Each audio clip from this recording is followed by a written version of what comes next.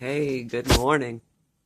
I figured out a way to keep the camera still, have a focus on the camera, and give y'all the sense that you have a fireplace in your living room at this point.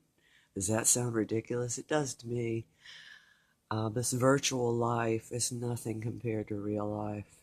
And although I know there's a bunch of real people on the other end of these computers, let's just say that simple things like fall turning to cold and the first fire of the year and my son going out and getting a bunch of wood and a neighbor coming by with a chainsaw, those are the things that make me grateful to be alive. The little things, the small things, and being aware of God. I don't live down east. I don't live in Florida. I don't have these, those people are going to have such issues. And I want to say this, and I hope people will figure it out.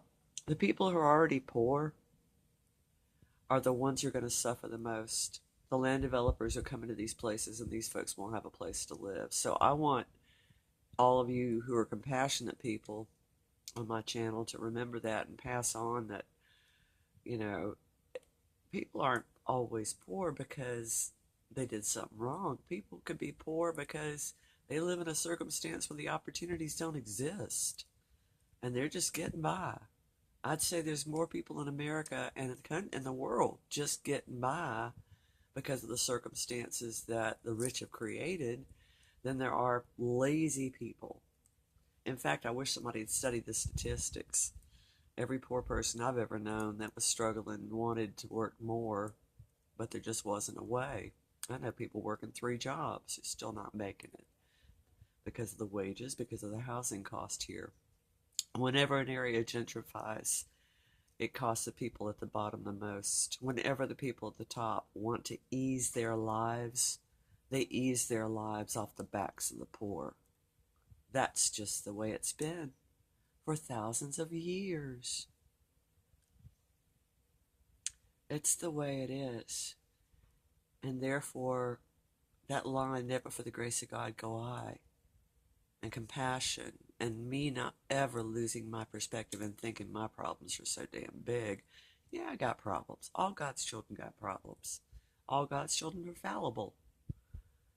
But compared to some folks, man, I'm in high cotton. I'm sitting in front of a fire with a cup of coffee and some John Prine and just absolutely grateful that I have this wood.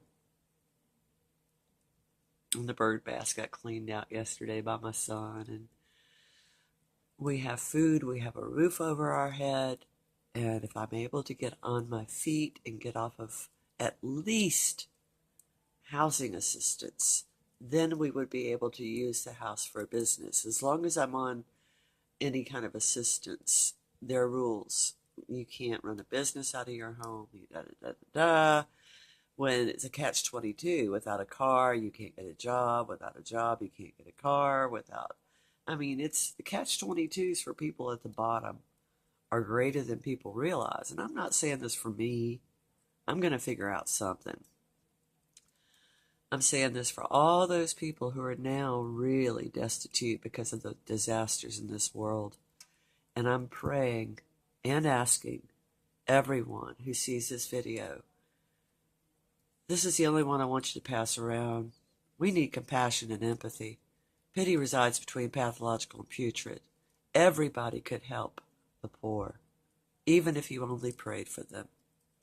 Please remember that. And if anybody's going down east or down to Florida, I've been saving all my clothes that I've lost so much weight, and I have tons of nice clothes I'm going to give away. So there's boxes and boxes. There's boxes and books too. People without TVs and electricity could use books.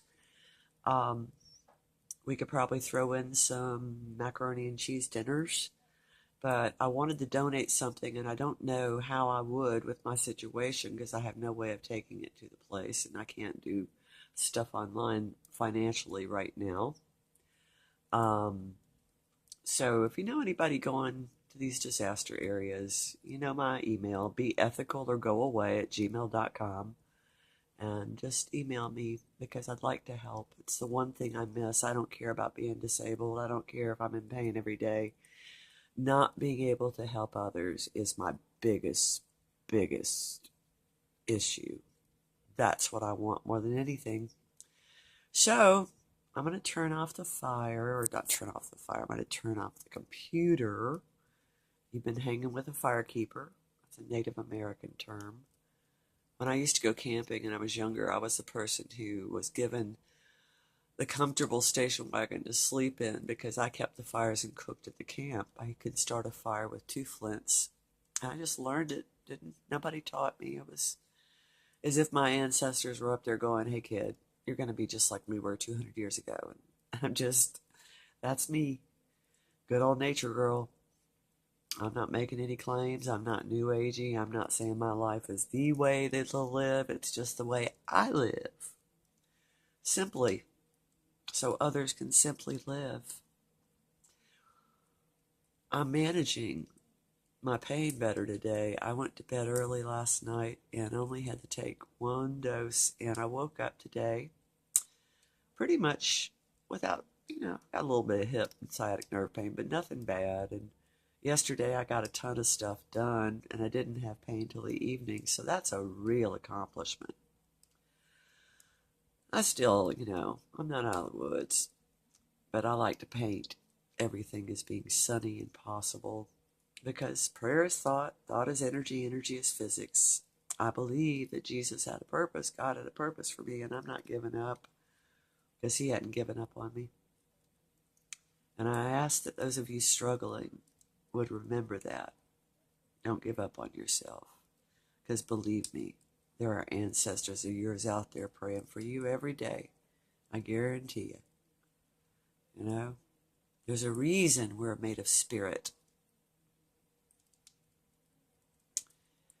Thou shalt choose good or evil. Well, what will you choose? Will you care about those who are less fortunate? Or will you just think of yourself? I'm out of politics. I'm just cutting it down to the right down to the real nitty gritty, as that old song said. I hope everybody has a lovely day. I know that some of my friends are already up and moving around. It's crack of dawn here. Can't believe it's 7:40 and the sun hasn't come up yet. I'm used to getting up about 5:30 and watching the sun come up. This takes me a few weeks to adjust to the early darkness. I like the outdoors, and this means more time indoors. So I'll have to get my crochet needles out and my sewing and my distraction methods and my books. Because my neck is healed, I can now read books, so I'll be online less. So have a good day. I hope everybody has a perfectly happy day. And for those not having perfectly happy days, I'm praying that changes for you. Y'all take care. Bye.